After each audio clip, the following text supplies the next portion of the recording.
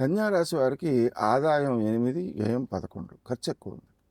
ఆ ఖర్చును మనం నియంత్రించుకోవడం కోసం జనని కనక వృష్టిని దక్షిణాన్ని తెరిపి అనే మంత్రం చేసుకోవడం మంచిది. అలాగే గౌరవం 3, అవమానం 3, కాబట్టి దానివల్ల ఇబ్బంది ఏం లేదు. ఇక వ్యాపారంలో నైపుణ్యం ఎక్కువగా ఉంటుంది కన్యా రాశికి. ఆ కారణంగా ఇతరులతో పోటీ కూడా ఎక్కువగానే ఉంటుంది. వ్యాపారస్తుల్లో పరస్పరం పోటీ కూడా ఎక్కువగానే ఉంటుంది. విశేషించి స్నేహ సంబంధాల విషయంలో సప్తమ స్థానంలోని శని వల్ల స్నేహ సంబంధాల విషయంలో కొన్ని ఇబ్బందులు కూడా ఎదురవుతుంటాయి. అలాగే ఉద్యోగాలు చేసేటప్పుడు తోటి ఉద్యోగులు ఉంటారు.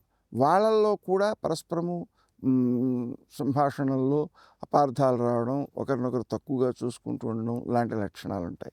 అంటే మామూలుగానే అసలు ప్రతి వ్యక్తి కూడా ఎదుటి వారిని తక్కువ వాళ్ళగాను తనని ఎక్కువగాను భావిస్తుంటారు.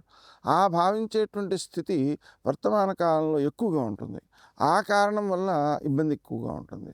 అయితే మనం చేసేటువంటి పనిలో ఎదుటి వ్యక్తిలో ఉండేటువంటి చైతన్యాన్ని, దైవాన్ని దర్శించడం వలన ఉభయతారకంగా పనిచేస్తుంది. ఏమిటది? లౌకికంగా వాళ్ళ నుంచి అనుకూలత వస్తుంది.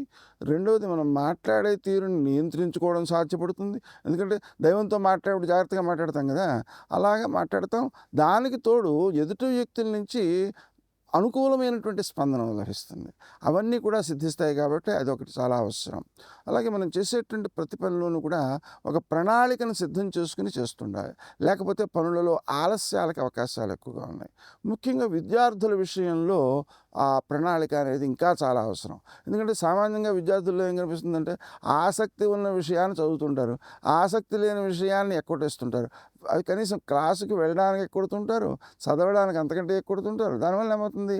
ఆ సబ్జెక్ట్ ఇబ్బంది పెట్టేస్తుంటుంది. అందుకని మనం ఏదైతే రాని సబ్జెక్టో దాని విషయంలో ఎక్కువ శ్రద్ధ చూపించేటట్లుగా కాలాన్ని విభజన చేసుకోవాలి.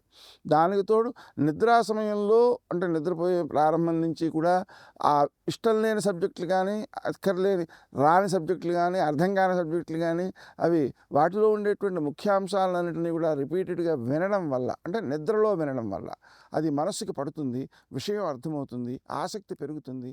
తద్వారా దాని యందు నైపుణ్యాన్ని కూడా పెంపొందించుకోగలుగుతాం.